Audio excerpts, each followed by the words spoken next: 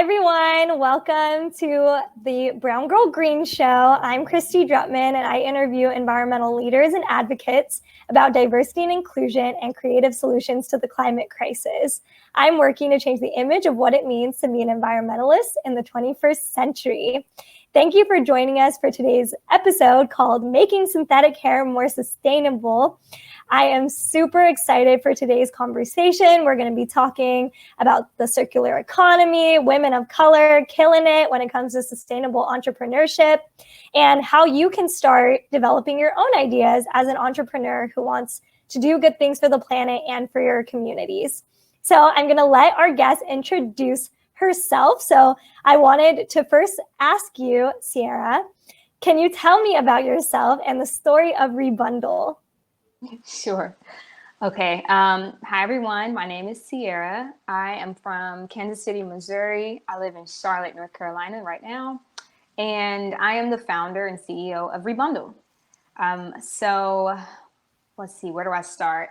I left Kansas City, went to school in Columbia, Missouri at the University of Missouri, studied business management, got a minor in entrepreneurship. It's kind of where that spark started. I knew that I was very entrepreneurial, but didn't know what it meant to be an entrepreneur. So I did the whole education route, left there feeling like I still don't really know what it means to be an entrepreneur. So I got a master's in social entrepreneurship at USC in LA, spent a year there, thought that I had a better idea of what it meant to be an entrepreneur, but no skills to do so.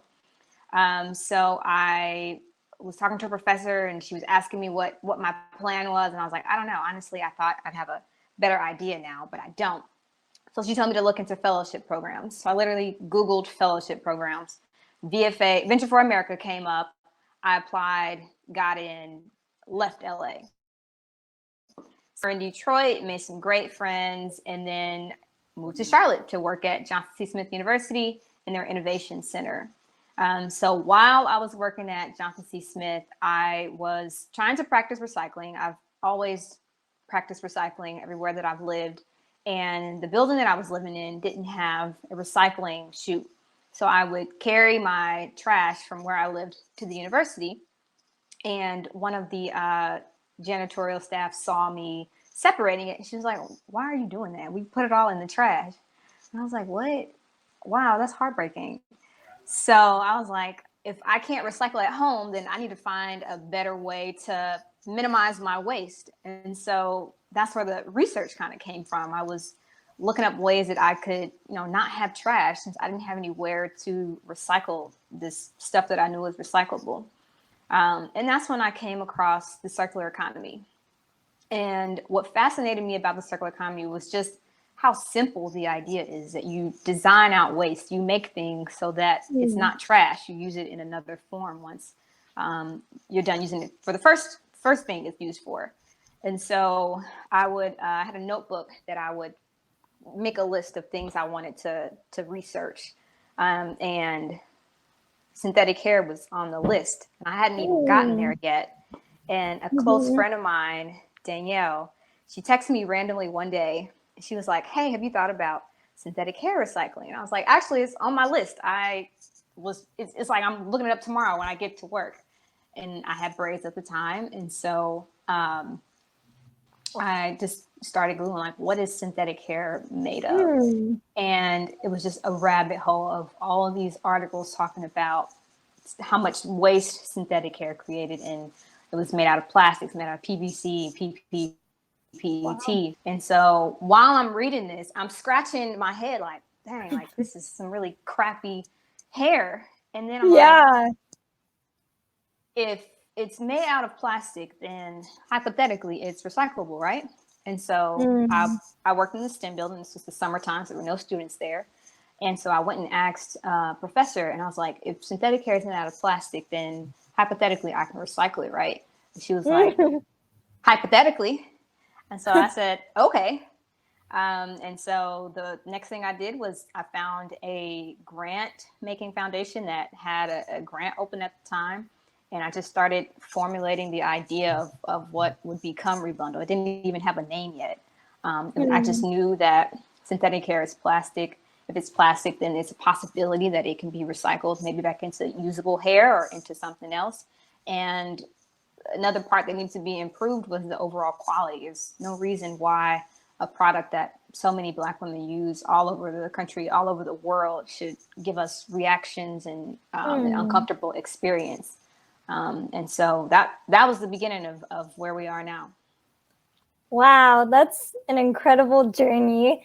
And it sounds like you explored it because of, you know, your own personal needs and where you come from and your own perspective. You saw a gap and you really just hustled your way to figuring out how to solve that problem, which is amazing. Yeah, that's awesome. And a question that I always ask on my show is, why do you think, I mean, I kind of already know the answer to this, but why do you think, in your opinion, in your own words, you are changing the image of what it means to be an environmentalist through your work at Rebundle? Yeah, I mean, I just bring a different perspective. This company is not just a beauty brand or a STEM company or, you know, a sustainability project. It's a combination of all three. And the reason that there's not a lot of research for me to lead off of is because there's not a lot of people who look like me in that cross space. And so what makes it different and why I think I'm changing the image is because my own personal perspective that I bring to this industry when I'm in spaces, especially environmental spaces, and I'm like, yeah, I'm focused on synthetic hair. Half the time they don't even know what it is. And so I'm having to bring attention to this market and to people, women that look like me, who use this product on a daily basis, and let them know, like, you know, we're contributing to pollution in a way that is gone mostly unaccounted for because there's nobody in this space to advocate for it. And so that's the exciting part. I love being in these spaces where they have no idea. And I'm like, this is a $1 billion market for a product that is used literally on a daily basis. Yeah. And I think that there hasn't been anyone out there who's thinking of alternative solutions, because if people don't know that it's a problem, they're not going to think about solutions to solve it. So I think it sounds like you were able to identify and bridge that gap, which is super important. Yeah. And I'm also wondering, you know, you seem to be very well versed when it comes to the work that you're doing. And I'm sure there's a lot of viewers on here. You threw out the term circular economy earlier when you're talking about Rebundle, but I'm sure some of the viewers on here don't know what the circular economy is. Could you just break that down for us? Like, what is the purpose of it? Who's involved, etc.? Yeah. The circular economy is really simple. It's just a system for eliminating waste from the beginning to the end of a life cycle for a product. It has a purpose, and or it's designed in a way to be repurposed in its end. And so this starts all the way at the beginning of the supply chain with raw materials and manufacturers, the way that they design products so that they have a longer life and or are able to be broken down into components that can be reused in something else. And so let's think of an example. I don't know the name of it, but there's a headphone company that they make these modular pieces for headphones, and they lease them, so nobody owns them. And there are the material is really high grade so that it lasts longer. And if anything breaks, you just mail it back in, get it fixed. If you don't want them anymore, you mail it back in. And this is to ensure that it doesn't end up in the trash. I mean, how many times has these headphones broken for us? It's cheap material, and then the only place it has to go is to the trash. So the idea of the circular economy is literally just to eliminate waste so that everything has a useful life over and over again. Yeah, and your business is essentially doing that with synthetic hair, and is figuring out how you can close that loop so that way synthetic hair doesn't end up in landfills, which is awesome. Yeah. In 2018, $1.46 billion worth of synthetic hair was imported into the United States alone. And Black consumers make up like 85% of that spending in the category. So we're using all this hair all these products that have Yeah. no end life, and they end up in our oceans and in our landfills. And so the idea is that because it's made out of other plastics that are used in household products, and we know that they can be repurposed if you can just recapture the materials. And so we just go and make something else out of it, whether it's me, whether it's Rebundle, or I find a company that is basically like a recycled materials company that reuses the materials, and it just becomes a steady waste stream for them, so that we know for sure anything that is a Rebundle product has an end life into being something else. How are you able to like incentivize or get people to like be hyped about your process? Mainly just from talking about it. I mean, the perspective has to be changed. Like, you don't think about how synthetic hair contributes to pollution in the way that you might a bottle or straws or something like that. So talking about it is really just the start. Getting people to recognize that you contribute to pollution in a way that you were not thinking about, and it's an easy switch. The only thing you need to do is drop it off or mail it in, and it's as simple as that. It's just remembering that and acknowledging that you have a responsibility to the environment and to your community to be a better steward.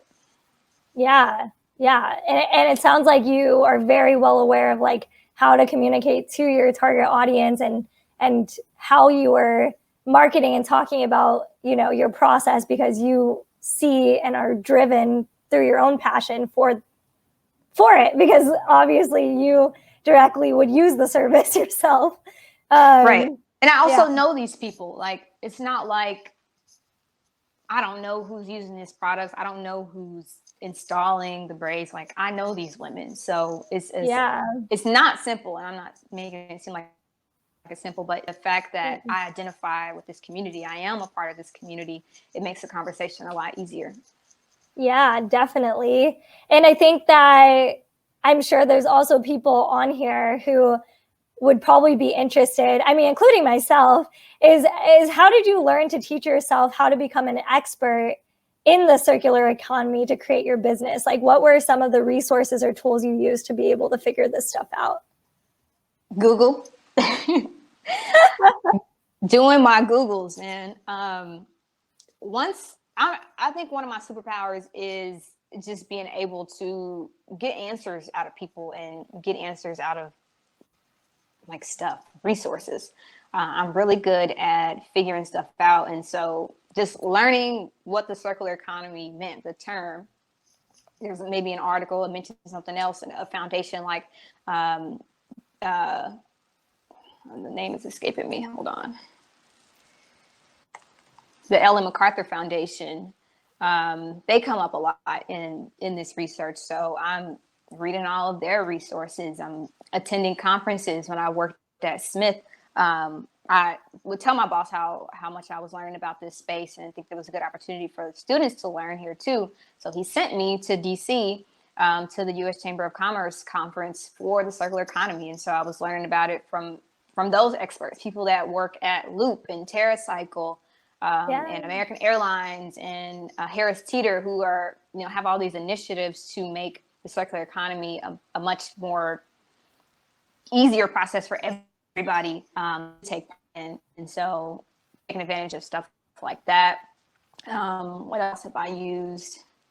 I'm a part of some like coalitions. I'm a part of Plant-Based Coalition, who's also has something to do with the circular economy, like policy-wise. And so just getting connected to organizations and people in this space. Now, Charlotte used to be like sort of like a hub for the circular economy. There's some people here who are focused on that, like for a city initiative, but I mean, it's kind of been scrapped. But yeah, just getting connected to people who know more than I do.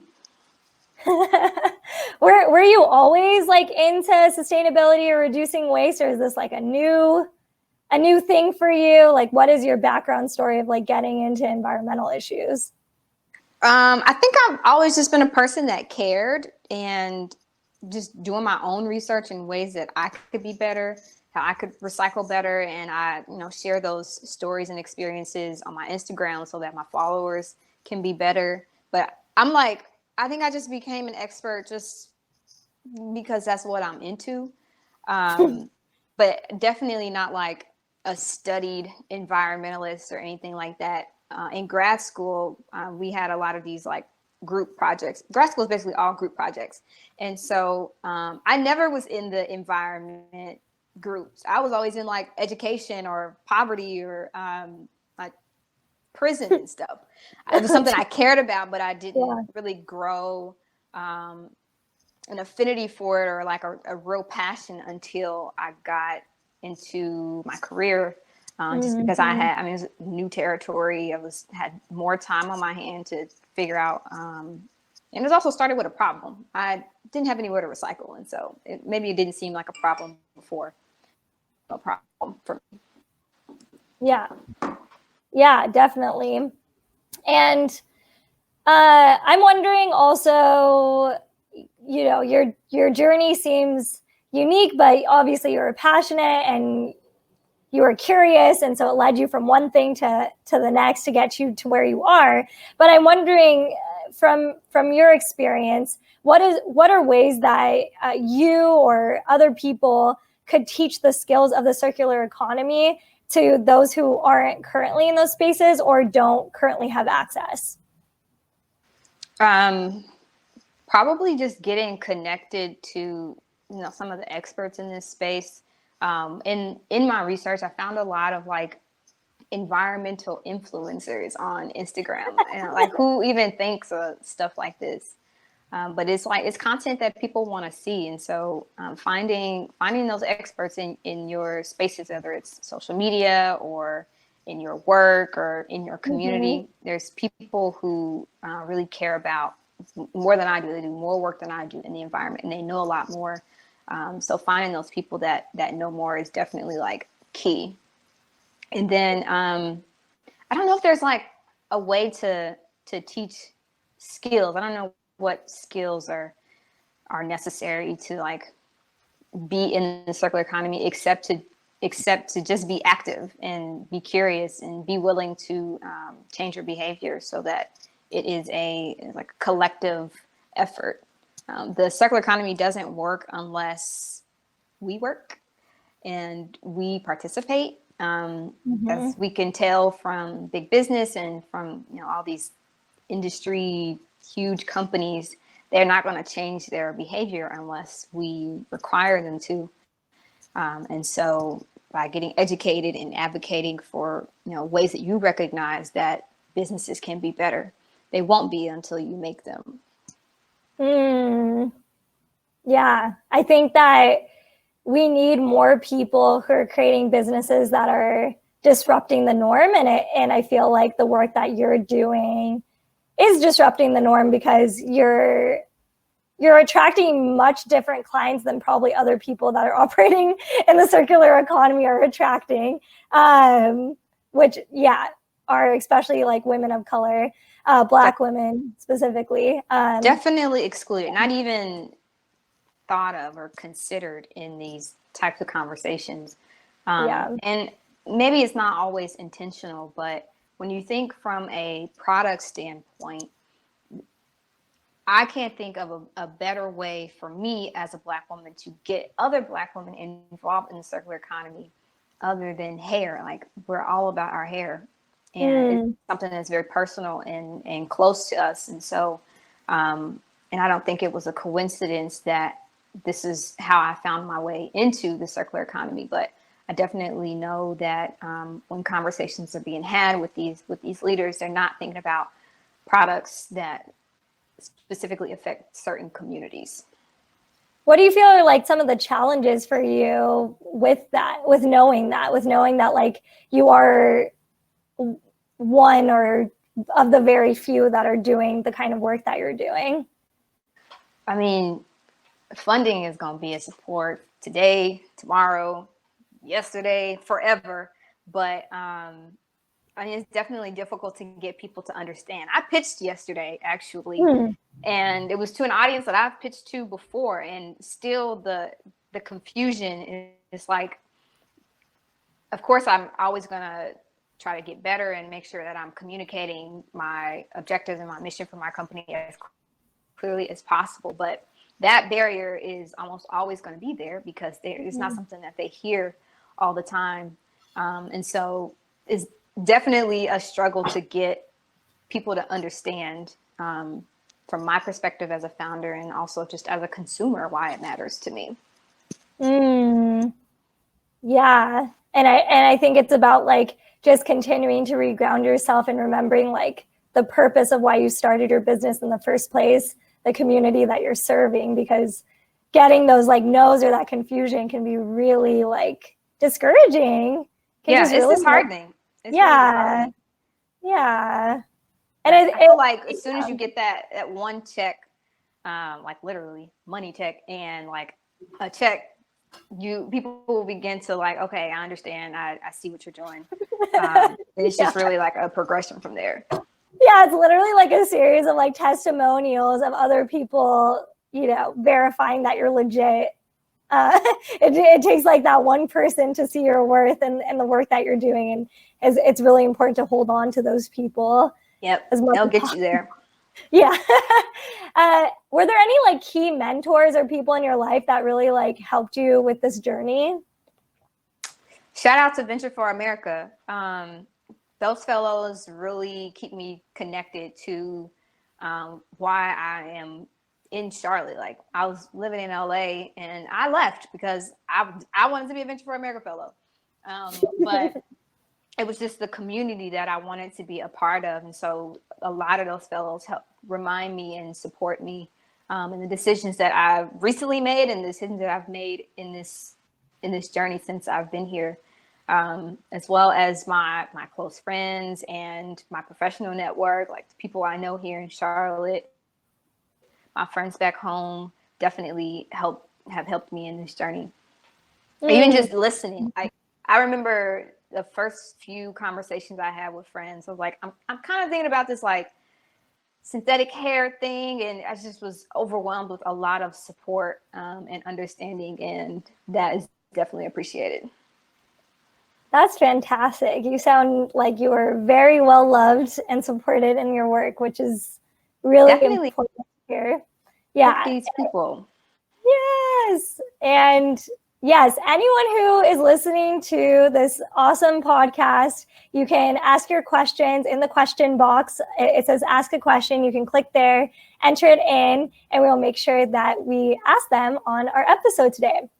So yeah, I think with having an amazing support network, I think that's one key part of being, an entrepreneur in a space that doesn't necessarily have the instructions of the rule book on how you, especially as a woman of color, are supposed to show up, supposed to do any of these things. It's kind of like a learn as you go situation. So I know from my own experience, I've experienced a lot of imposter syndrome or having a lot of doubts about my expertise in the work that I do.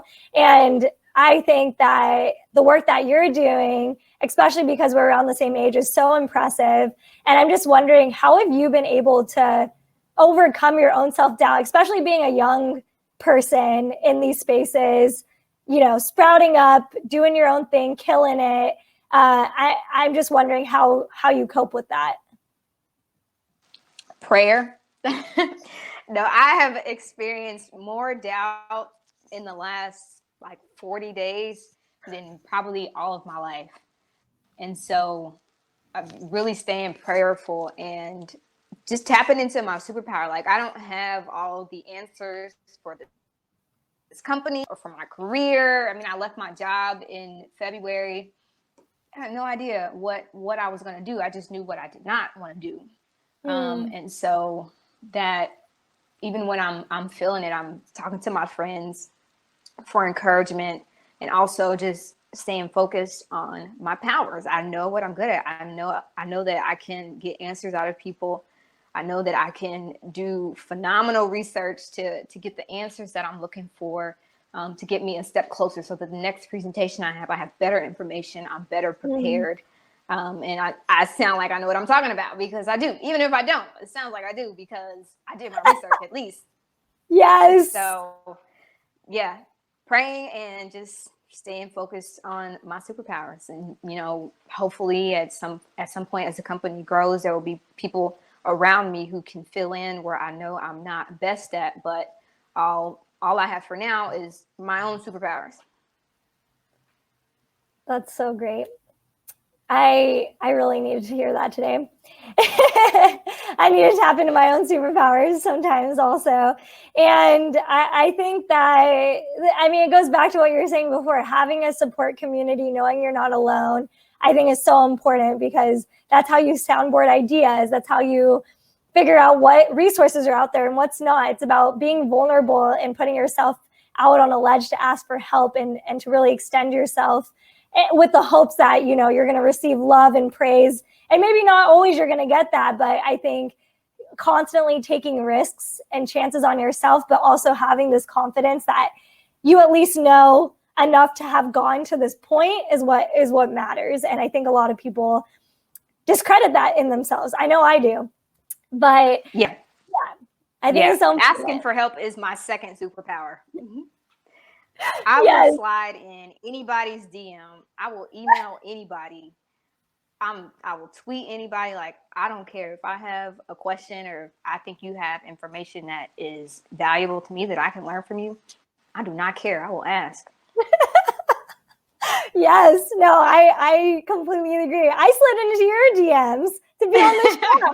Right. And I love it. And I'm learning so much in this episode. I wanted to ask, from your perspective, why do you think it's important that there's more people of color getting into sustainable business to get into the circular economy from your point of view? Well, one, we really drive this market. And so we can't just be consumers. We have to be in every part of the supply chain to make informed decisions and to make sure that our communities are being taken care of, both financially and environmentally. And so it's almost like, why would we not be involved in every aspect of it? There's really no reason not. It's just a matter of making sure that we're all informed and have the opportunities to get into these spaces, and that we are, represented and acknowledged as well. No, thank you for sharing your thoughts on that. I think, nothing for us without us. And I think that when it comes to the businesses and the goods that we are creating, we really need to think about, how people of color have a seat at the table in that conversation. So just my last statement is that, I know with COVID and the quarantine, things are very stressful and unknown for a lot of businesses. But I think now more than ever, we need people like you that are building sustainable businesses. So that way, when we're out of this mess, out of this storm, we're actually seeing businesses and innovative thinkers popping up that are thinking about how they can create, new businesses, new markets that are good for the earth. So I'm really grateful that you're bringing these perspectives to the show, because I hope that other people who maybe want to start their own business but don't exactly know how to can start thinking about that during quarantine or beyond, that we need more entrepreneurs in this space. So I just wanted to express my gratitude that you're really pushing forward, and whatever lessons you're learning are going to be the lessons that you're passing on to so many other young people, especially young people of color who want to do the same thing. So if you could offer maybe 2 pieces of advice before we head into our Q&A with everyone else on what is your advice to any young entrepreneur who wants to do good things for the environment? What are the 2 lessons or takeaways you'd want them to get out of this podcast? I don't think I wrote anything down for that. Do your Googles. You have to do your research. If there's an idea that you have for sustainability, figure out what's already being done. But if it's a specific product, the way it's made, figure out what it's made out of and how you can improve that. Learn from what other people are doing in the industry or similar industries that you can replicate. I look a lot at other sustainable businesses who are not necessarily in the beauty industry or have anything to do with hair, but their business models and how they convey their message to their followers. And I use a lot of that as inspiration to make sure that I'm communicating the same thing, because the goal is the same, to eliminate waste, no matter what kind it is. So definitely doing your Googles. And second piece of advice, I don't know, journal. I was journaling a lot with just the ideas that I had, and it took a while to get to one that stuck. But when I got there, I knew that was the one. And I knew because of how it made me feel versus the others that I had journaled, who maybe I got to and I was like, it's a decent idea, but it's not really sticking. And so definitely journaling and going through a lot of ideas helps you to get to the one or two. Maybe it's not this one for me, but it might be the next one. Oh, I love that advice. I think journaling is so important for me also. And I think, I guess adding on to that, I would say that finding someone who could support you, either like a life coach or a Facebook group or like a friend text, like an accountability partner, someone who like you can tell them about your vision for your business, and actually like you can soundboard for each other. Like, what are the positives of your plan? What are some of like the things you could change or make better? And figuring out how you can share resources with each other. I think forming community groups that are focused around how you can come up with innovative ideas and you all are supporting each other, it is super important when trying to think about how you can build a business that also cares about the planet and is aligned with your values. Because that's a lot of things to hold at once, and you need some like-minded people so that way you don't feel so isolated in figuring that out. So thank you for offering that. And I'm so excited to move into the Q&A because people are asking hella questions, and it just shows that this conversation is very riveting and exciting for people. So the first question we have here is, a common discussion about Black hair care is that many beauty suppliers aren't Black and don't use or fully understand the products they sell largely to a Black consumer base. In what ways do you think you will encounter and deal with gatekeeping as you attempt to disrupt the synthetic hair industry? In what ways do I think I will encounter? Well, I have encounters with these gatekeepers basically every day. The synthetic hair industry, the hair industry overall, is a really coveted business, a really secret business. But there are other people, other gatekeepers who know the same things, have the same knowledge, just have to get to them. For example, I had a conversation yesterday with a lady that works at a polymer monofilament company. They basically sell the chemicals that are used to make synthetic hair at the very beginning of the supply chain. And she was able to tell me more than anyone that I've talked to in the industry. And so tapping into my superpowers, getting to the people who have the information that I need, asking the right questions is how I kind of circumvent those people who are not willing to talk to me. And she's going to make more introductions for me. And so I know that I will run into this problem a lot, but I also know that what I'm capable of, and I can get the answers that I need. I just have to get to the right people. Mm-hmm. Yeah, it sounds like you're consistently like revisiting your strategy on how to find people who are on your side, on your team to make this happen, which requires a lot of effort and time, but it sounds like those people are starting to pop up for you, which is it does. You just have to know who else you can ask. Like I know I can't walk into a beauty supply store and ask those owners where the hair comes from and what it's made of. Either they don't know or they're not going to share that with me, but there's other people along the supply chain who may be more willing to talk to me, and I'm constantly looking for those people. The next question builds kind of off of that, but what is something you've learned from pitching, like the challenges, the successes, any lessons learned you can offer?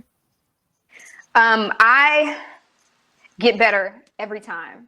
I remember my first time pitching was in undergrad. And this is really when I was just learning what it meant to be an entrepreneur and all these skills that I had to have, which included pitching. I literally froze. I didn't say anything. And I was like, wow, that was so embarrassing. I'm not doing that again. And so what was the question? Like, what have I learned to keep doing it and figure out what works for you? Like, note cards work for me. Whether or not I read them, it doesn't matter, but I need them close. And I need to at least be able to glance at them. But that may not work for everyone, but it kind of works for me. And so I hope that one day I won't need them at all, but works for me for now. Yeah, totally. And I love this next question. What is your 5-year goal and vision for Rebundle? I got asked this yesterday.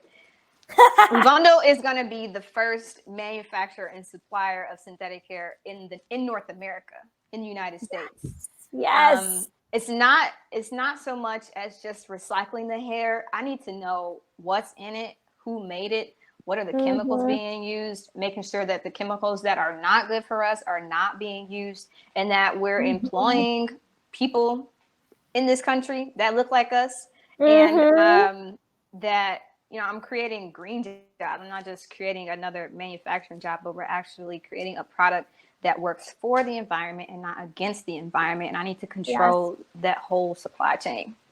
Oh, yeah. Oof. I got chills. That's so cool. Yeah, I think that, you know, you're killing it already. And I totally see that for Rebundle in the next 5 years. And I think creating green jobs, creating these systems that allow especially people of color to feel empowered to be in an industry like this is going to be so beautiful to see in the next 5 years. Yeah, it's going to be fun. I'm stoked to see your progress. And yeah, I guess someone else asked, have you had to make any shifts due to COVID-19? I know that this is, you know, a recent and a sensitive topic, but I'm wondering if, you know, this is a reality for a lot of small businesses. How I would kind of want to reshape that as like, how have you shifted the business, but how have you also like, stayed afloat? I mean, you talked about prayer, but if there's anything else that has really helped you with like staying calm and collected and focused on your 5-year vision, I would love to hear that. I'm definitely reevaluating my choices right now and what to expect over the next 6 months. Because I haven't officially launched, it hasn't changed a lot for me, but I was running a pilot before the salon shut down. And so that's been interrupted. I hope that, I won't share too much, but with the grant that I pitched for yesterday, I talked about my pivots and how I can still use this time usefully. So with that, there will still be work being done. It won't be on a larger scale as I hope to have achieved between now and 6 months from now. But definitely being affected, but there's a possibility that it not all hope is. I love hearing that. And I think that, you know, that's kind of all we can focus on right now is like, you know, strategizing, being very clear on our visions and hoping that we're going to attract the right situations and people into our lives right now to make our dreams happen. And someone else asked the question, have you heard of the Raw Society Hair Company that created the world's first 100% compostable braiding hair extensions using banana fiber extracted from the stem of banana trees? Yes, who asked that? Jacqueline Jetter asked that. Oh, hey, Jacqueline. Yes, I am aware of their company. Good stuff. What I would definitely like to become a plant-based synthetic hair company. I think I can do it better because they don't know this market like I do. They don't know these customers like I do. They're not based in this country. They're not serving us. And so, but that's not what I'm focused on right now. I'm addressing one problem at a time, and I will hopefully get to plant-based. But yeah, I know about them.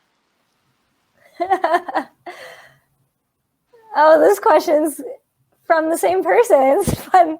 So the question says, like you, Ciara, I had 2 puppies that were like my children. Whenever I had to travel, they seemed to go through separation anxiety. So I decided to recycle Oh, so I decided to recycle my synthetic wigs by making doggy pillows to put in their dog houses for comfort while I was away. Since my scent was on the hair, they would stay calm, feeling I was still there. It worked wonders. What do you think about this as a form of circular recycling? The pet industry is $1 billion business. Yeah, it's definitely unique. I'm laughing because I know Jack and we went to grad school together. Definitely unique. It could work, girl. Try it. I love it. This is like the stuff I wanted to see on this episode. I wanted people to come up with like whatever innovative idea they could come up with sustainable entrepreneurship. We need more people thinking boldly. You know, I mean, I'm not even thinking about wigs. So you might know wigs better than I do. And you know who has the wigs to throw away. Girl, make them dog beds. You get it. Oh my gosh, that's great. And I think the last question, and I think something that I was going to ask anyways, are what are some ways that people can truly connect and support Rebundle right now and your visions? I think, you're doing amazing work. You're still early on your journey. And I think there's probably tons of people who are going to watch this episode now and in the future, as Brown Girl Green continues to grow, who are going to want to connect with you and support you. So if you can offer any ways that people can help you, would love to hear them. Following the Rebundle page would be great. Sharing it with your friends, but also sharing it with stylists. Like, they play a really important part in my business. And it's important that the message is received by them as well. And so if you know any braid stylists or you're a braid stylist, like, connect with me.